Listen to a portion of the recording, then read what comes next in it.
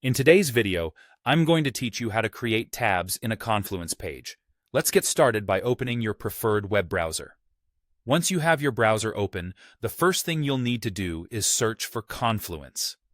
Now go ahead and navigate to the Confluence login page. If you already have an account, just log in using your credentials. If not, signing up is free and easy, so go through that process to create a new account. With access to Confluence granted, your next step is to locate the space where you want to add the tabs. Clicking into your preferred space will take you to a familiar environment where you're ready to start crafting your page. Now, here's where the magic of tabs begins. What you need to do is open the Quick Insert menu. You can do this by simply typing the / key on your keyboard. This feature is a great starting point for adding various elements to your page.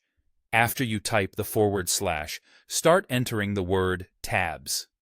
If you don't see the option appear immediately, don't worry. This might mean you need to install a third-party app to enable the tabs macro. This is a quick and straightforward process, and once completed, you'll gain access to this useful feature.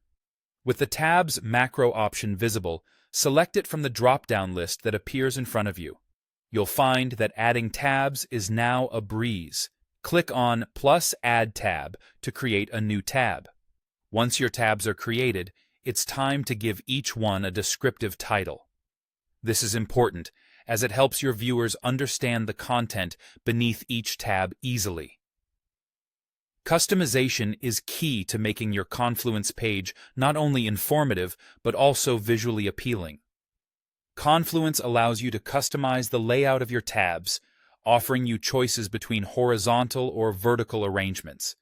You can also personalize the color and style of your tabs, giving you the flexibility to match the design to your project's theme or personal preference.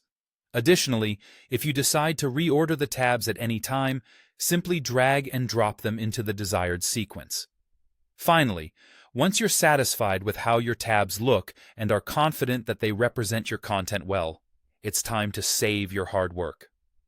Clicking Publish will commit these changes and present your tabs on your Confluence page. And there you have it. You've successfully created tabs on a Confluence page, allowing you to organize and display content effectively. Thank you for following along, and I hope you found this guide useful.